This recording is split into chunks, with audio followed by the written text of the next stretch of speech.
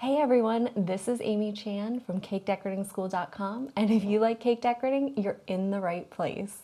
Welcome to today's live class.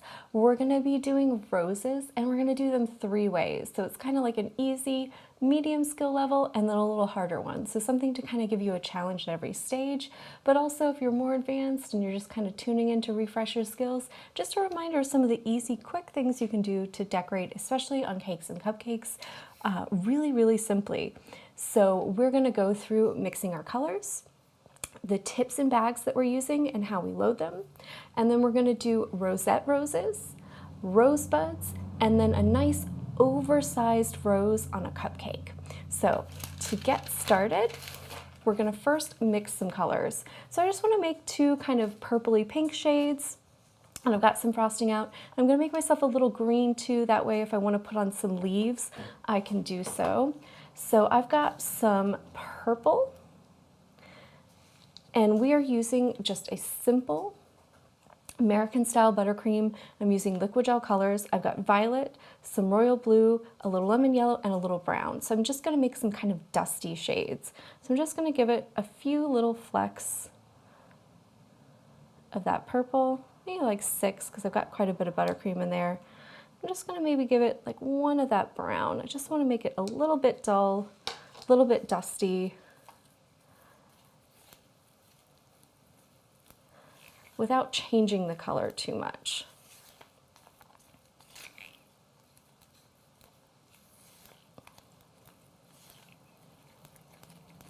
I find I do pink a lot for live, so I wanted to mix it up today and do some purple because the roses look great in purple too.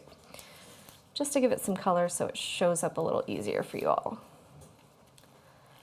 And I've got that dusty look. It's still reading very pale, so it's almost a little gray-like. So I'm just going to add a little more purple to it.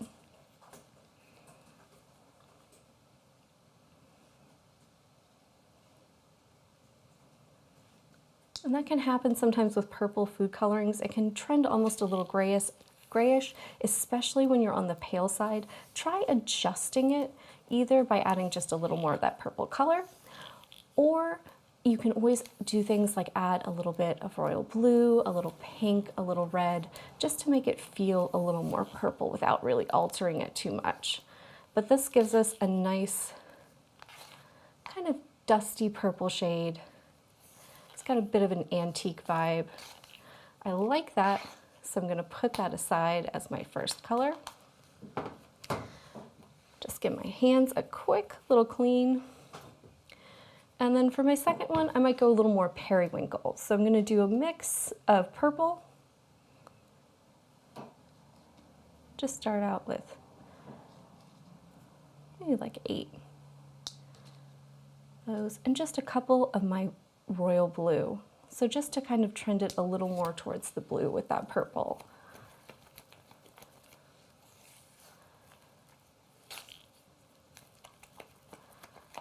And that's a great way to make those kind of more complex shades. Just kind of look at your color wheel. If you want a periwinkle, you're usually going to add a little bit of blue, whether that's sky or royal, to your purple.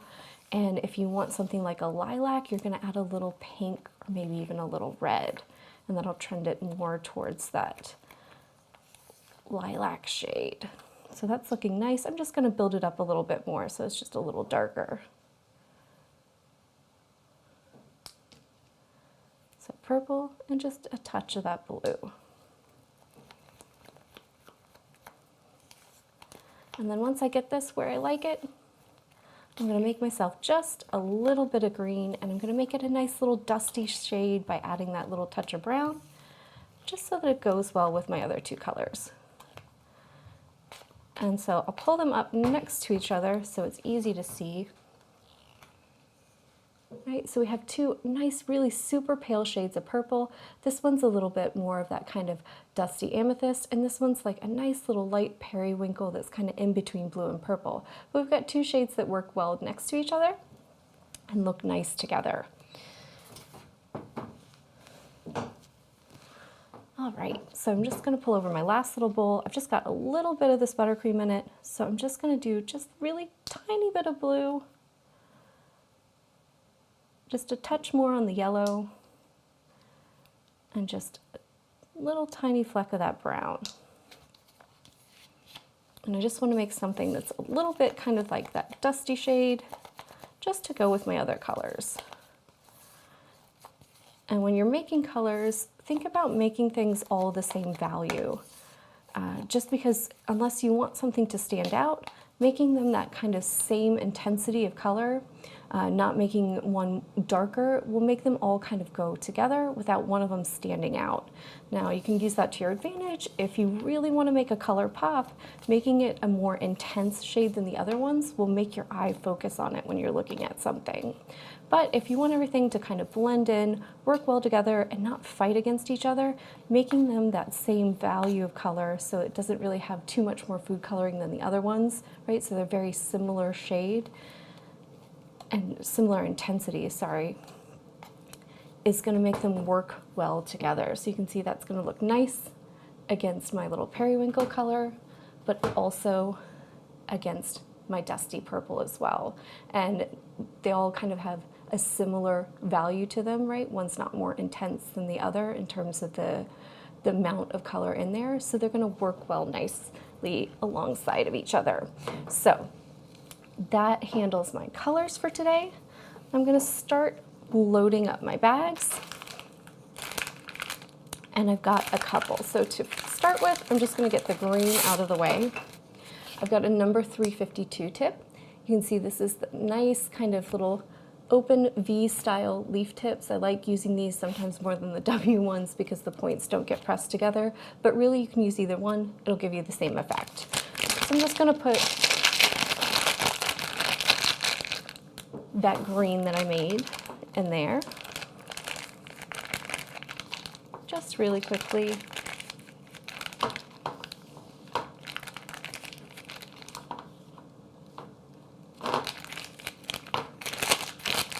Fantastic, so that's ready to go. I can get my bowl out of the way.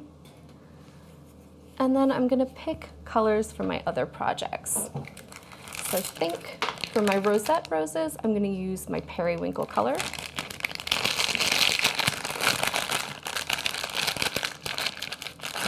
So I've got my 1M tip, so this is a nice big open star tip.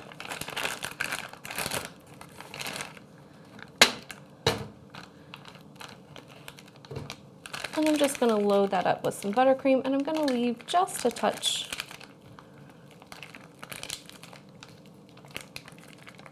in there.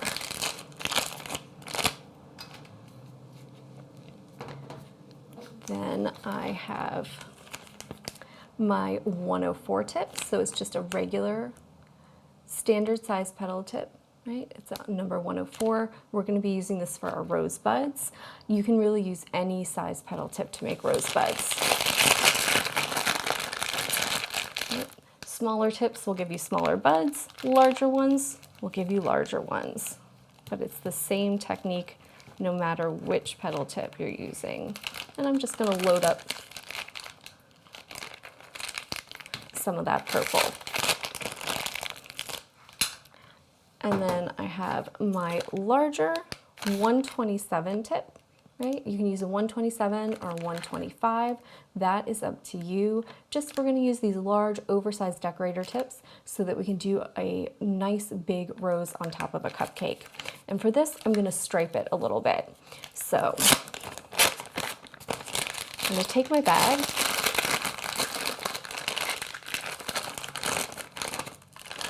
fold it down halfway, right?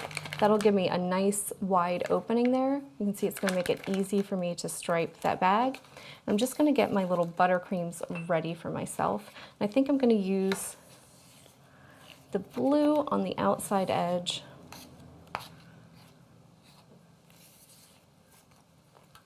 So I'm going to start with that first. So just make sure it's nice, well blended, nice and smooth.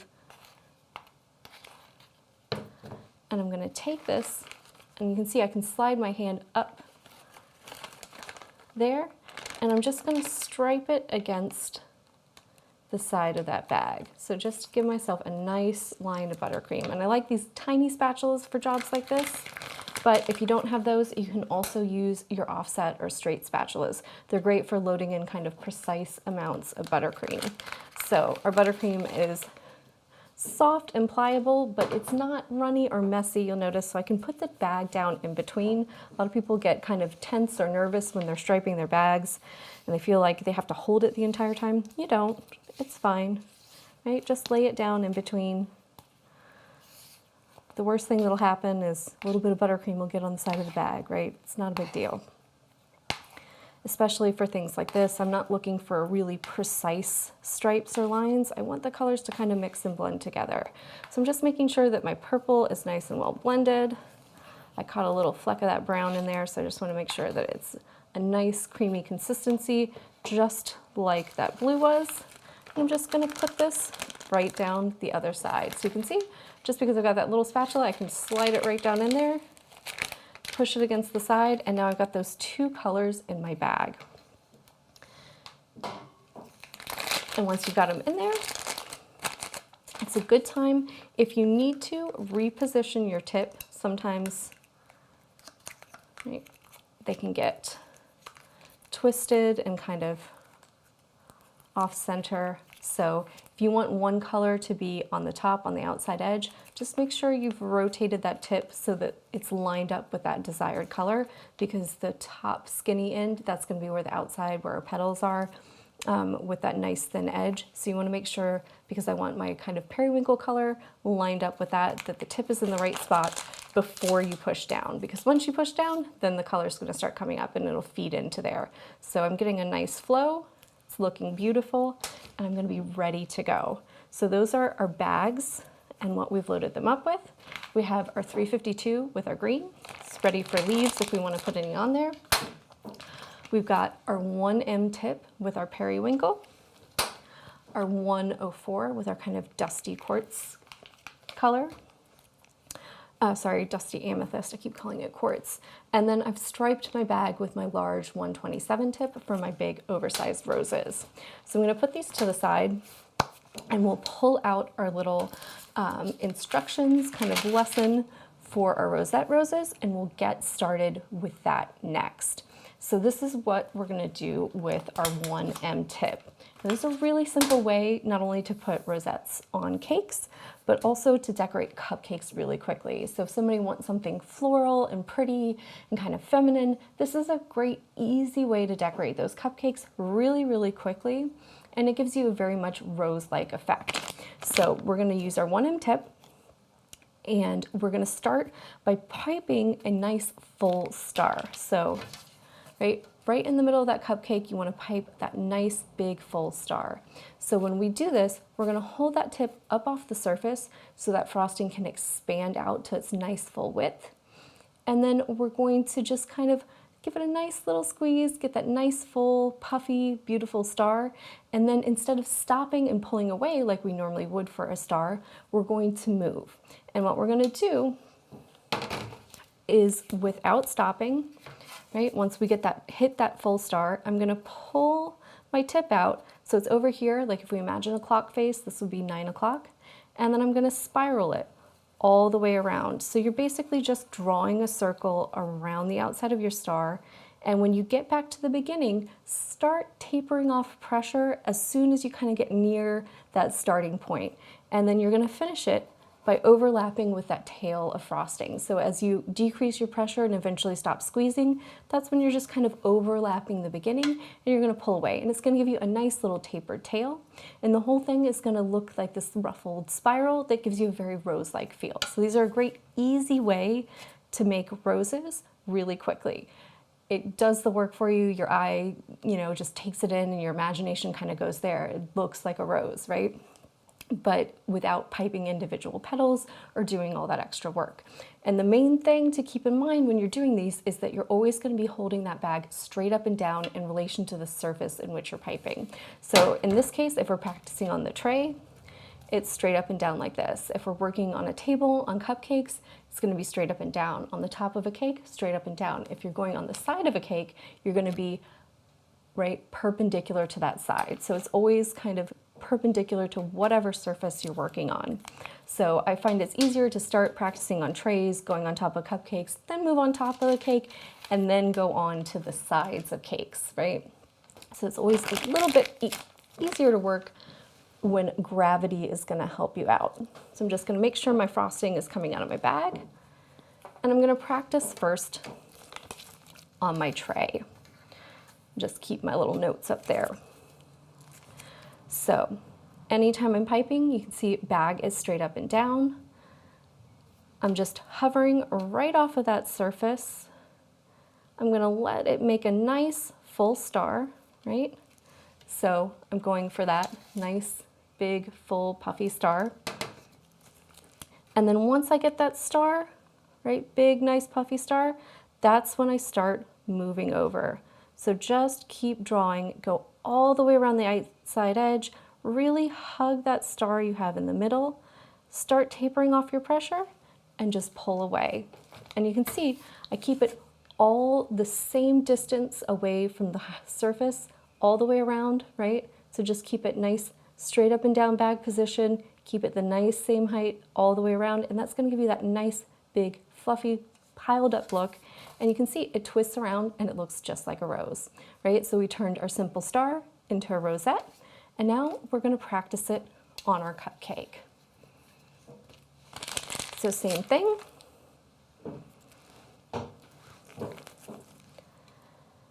Right? We're up off the surface, so just make sure anytime you're piping things like this, if you're against the surface, it's going to impede the flow of the frosting out of it. We want to be up off the surface. This one, it's about 1/2 inch, and it's really going to let that frosting balloon out and reach its full width.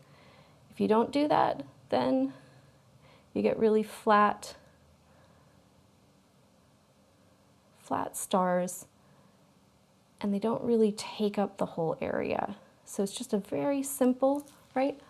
Squeeze a star and then draw a circle all the way around it. And because of the tip you're using, you get that nice, beautiful rose effect.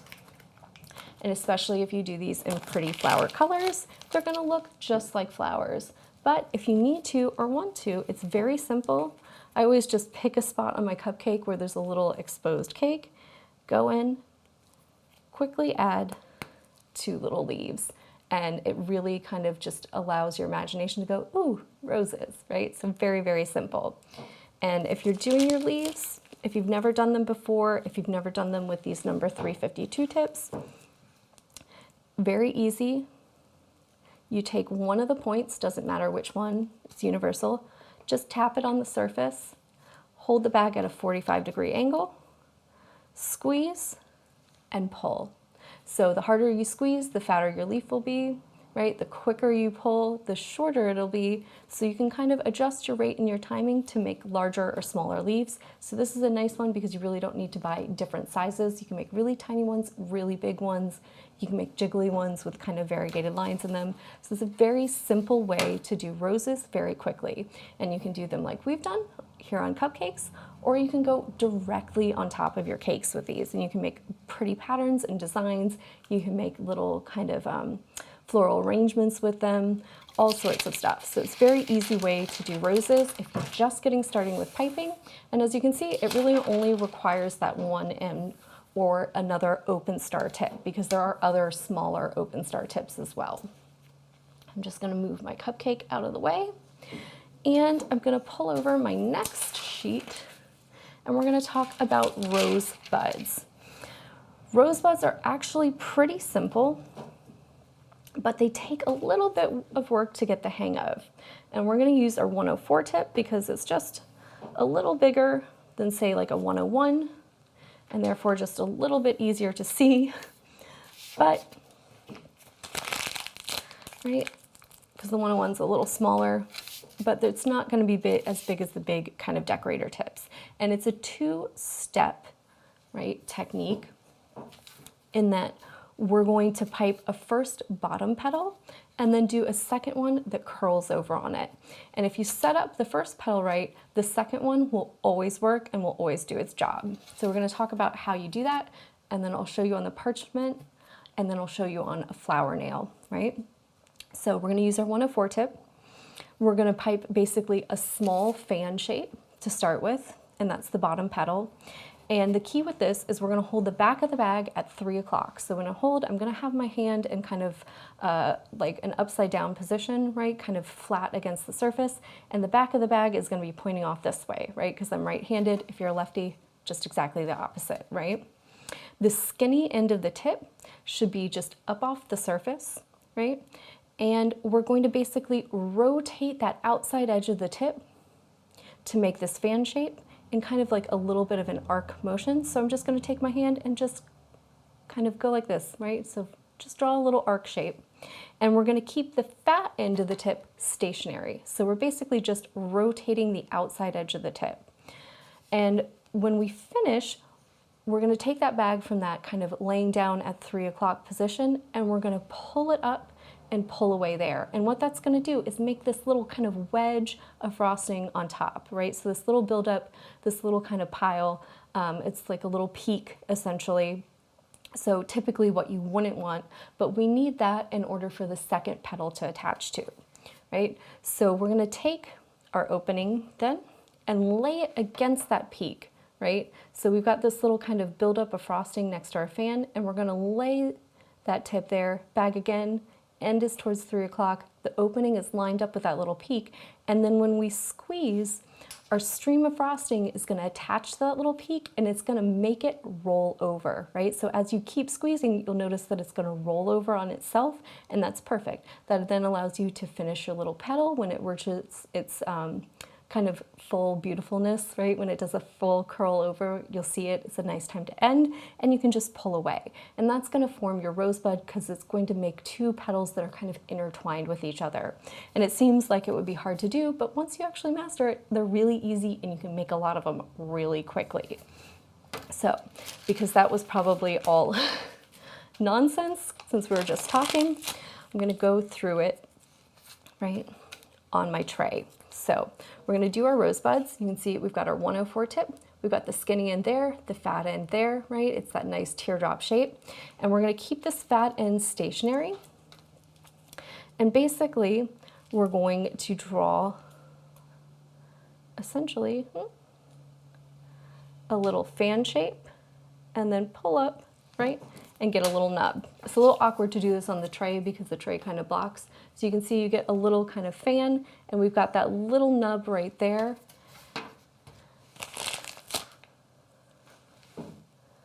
And then it's going to be very easy to just line our bag up with that. And when you squeeze, you'll see the frosting curls over. And you can see then that makes these nice two intertwined petals. So it's a little easier to see from that angle. And that's going to give us our rosebud look. It's a little awkward to do these on trays, so I'm going to bring over my flower nail and do a couple on the flower nail so you can see a little better. So we grab our nail, and we're going to grab some little parchment paper squares. I've got a bunch of these that I just keep in a bag of various sizes. So I'm just going to pull out a couple. I like working on parchment when I work on my flower nail. That really depends on the kind of buttercream that you're using or what you're using to pipe with, whether you need to. So just do whatever works best for you. This kind needs to chill up a little bit, so I'll usually transfer them to a tray and put them in the fridge or in the freezer, right? So on my nail, essentially you can use the nail, and instead of just chunk, you can just rotate, right? Because that's the action the nail is taking. So I'm just going to rotate a little and pull up, right? So you can see that makes that nice little shape. We've got that little fan or arc out, and we've got that buildup of frosting there.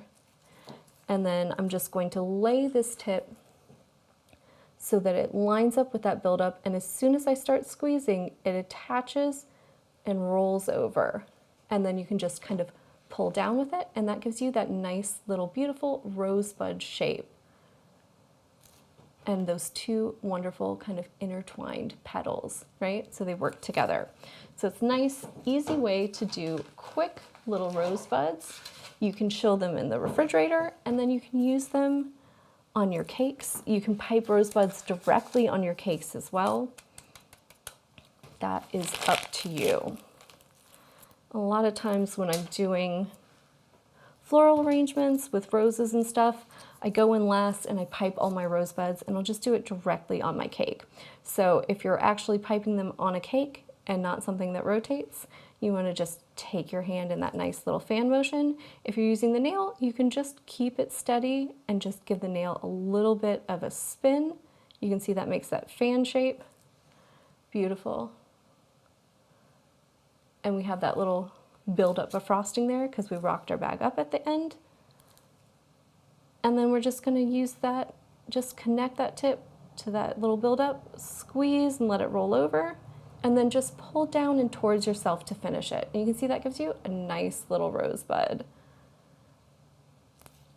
So I've got a couple of those I can use to decorate a cupcake later. And that's just a beautiful way to do roses. And actually, I've got myself a little cupcake here. We can do it right on the cupcake so you can see it. So I've got a cute little cupcake, right? You can imagine cake, if you've decorated, you've got some nice little beautiful buttercream on there. You can just go directly on it and pipe some little rosebuds for a cute finish. Give it a few quick leaves, and it's a lovely way to finish off some cupcakes, right?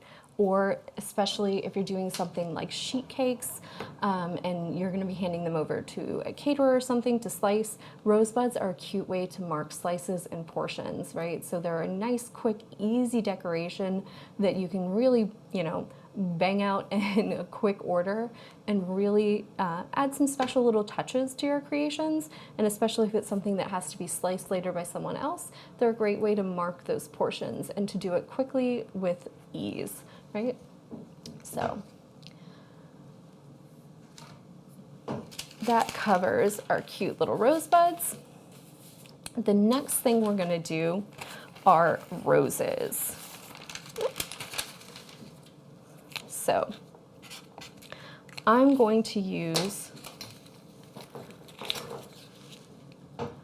a 127 tip. You can use any petal tip, right? Whatever is comfortable for you, but I'm gonna do them directly on cupcakes. And I find practicing roses kind of large to begin with is a little easier because it's a little easier to visualize everything that's going on just when it's a little bit bigger. So I'm going to practice them on my cupcakes, but you can do this with regular size tips like your 104 on your flower nail. It's really up to you. Whatever you feel comfortable with, start there. So for roses, the key is we want to first pipe a mound of frosting. And it needs to be fat enough that we have space to attach all those petals. So at the base, tapered, right? So it's going to be a nice little kind of cone. And it needs enough height that we can attach at least a center petal and 2 additional rows. So kind of 3 layers of petals.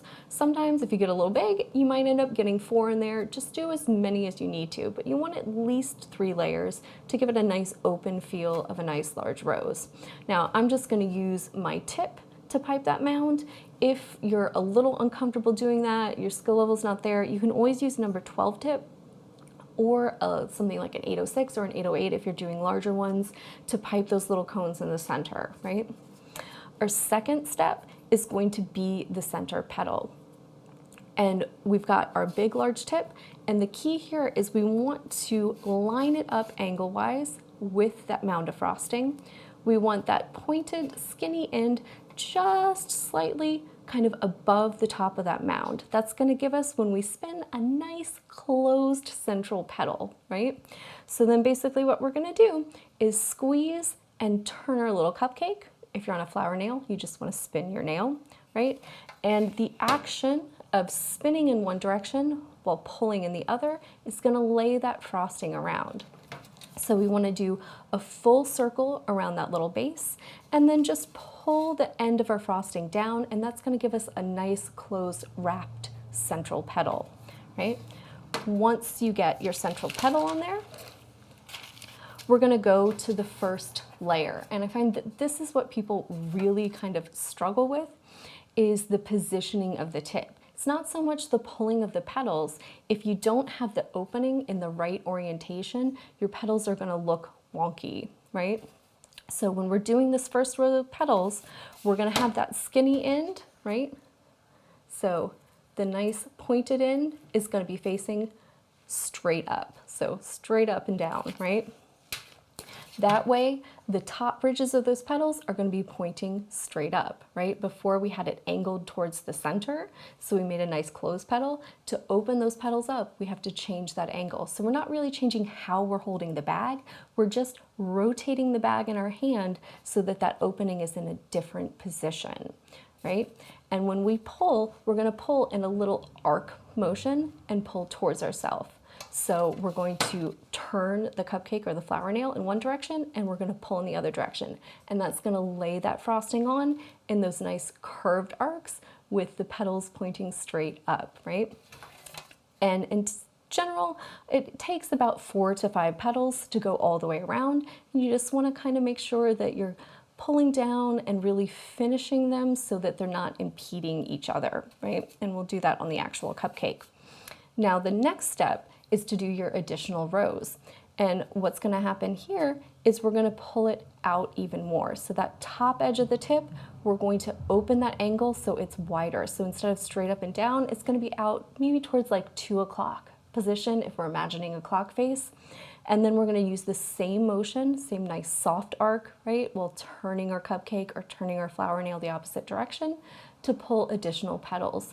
And it'll probably take about 7. So as you work down, it'll take more petals to go all the way around, right? Because we're doing a larger circumference.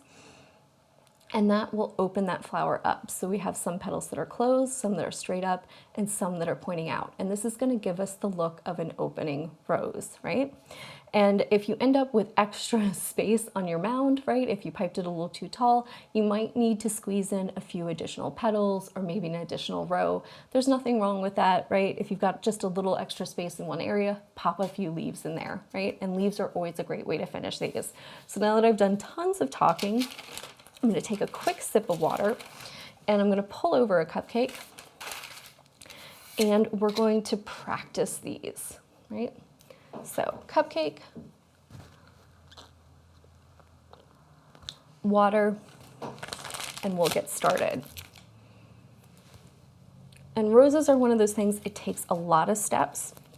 So just try and work on one thing at a time, right? So first thing, getting a nice height on your mounds. Second, those center petals, and then work on the others, right? So if you're piping them and you're having trouble, don't worry. They're hard for everyone, right? I'm just gonna start with a nice mound, right? You'll notice I hold that tip straight up and down. Just give it a good squeeze. That gives me a good mound of frosting to attach to, right? If it's a little shallow in any areas, you can kind of add a little extra to it, right? Just so we have a nice big cone of frosting there in the middle to attach to, and it's got a nice kind of sloped angle to it. Right? When I'm holding my bag, you notice that the bag itself, 45-degree angle in relation to what I'm piping to.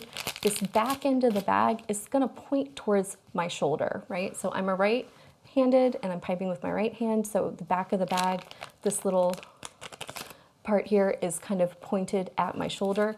If you're a lefty, right, it's just the opposite, right? So it'll point towards your left shoulder. I'm gonna take it and line it up, right, with that angle, right, of my cone. And you can see I've got it kind of towards the back here, right? So that way when I spin, that frosting is gonna come out. It's gonna lay right on top of my cone, right, and give me a nice, oh, there we go, closed central petal. Beautiful. The next thing I'm gonna do is line it up so that the fat end is right underneath, right, touching my cone, right underneath that central petal. You can see the skinny end is pointing straight up, and I'm just gonna pull an arc shape, right? So a nice curved arc. You can see the frosting is going straight up and down, and that's going to start laying on that first layer of petals. And don't worry about getting frosting on the back of that tip. If you're doing that, if you're scraping into your cone, that's perfect. It means those petals are making contact. A lot of times when people get to this stage, they're almost afraid to touch it. If you kill it, the worst thing you're going to do is knock it over and have to start over. It's fine, right? But if you don't get those petals close enough, if they're not really adhered to that cone of frosting, if the frosting's not really sticking together, as you pipe, they might start trying to fall off, and they'll give you more problems that it can solve, right? And then let's see, let me get this close enough, right? So you can see if you're getting like tearing on the edges, just slow down your piping, right? So to start with, I was going a little too fast. I just slowed down how I was turning it, gave it a little more time to come out, and it'll smooth that edge. That's another thing that people have a lot of problems with to begin with.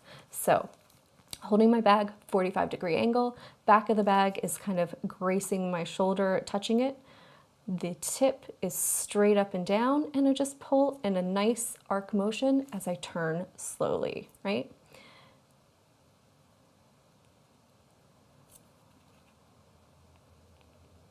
And you can see 5 petals was enough to overlap completely, go all the way around.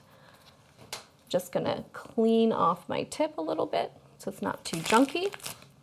And now that I'm gonna do another layer, I'm gonna readjust. So I'm gonna hold it, same 45-degree angle, back of the bag towards my shoulder, but instead of this facing straight up, I'm just going to turn it out a little bit. So because I'm right-handed, I'm rotating it clockwise and to the right.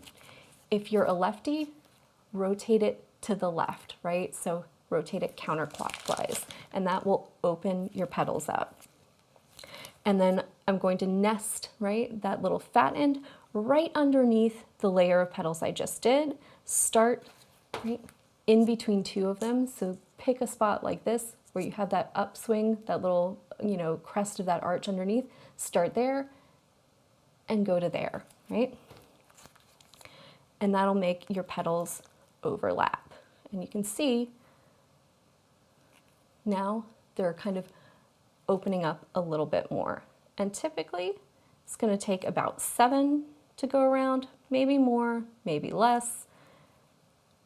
Depends on how big you make your petals. And I always keep a little paper towel or a clean damp cloth, something next to me just to help me clean off as I go. But you can see this makes a beautiful open rose. And if you need to, just put another little petal on there. So gorgeous, beautiful flowers. If you want to, need to, just go ahead, right? Pop on a few leaves, and we have a beautiful effect there. So we have our 3 ways to do roses that are all great practice. So simplest, a rosette, kind of medium level, the rosebud, it's only got 2 steps. And if you want to venture into doing full piped roses, we have the larger oversized roses as well. So these are just 3 great ways to practice your piping, varying skill levels, and we hope you enjoyed today's class. I'm going to check in with Tom and see if there's any questions. No questions. Oh, well, I guess that's a good thing. But if you ever have any, you can always ask them during the lives as well. Happy to answer them as we go along or repeat anything. And that's just 3 great ways to do roses and 3 great ways to practice your piping.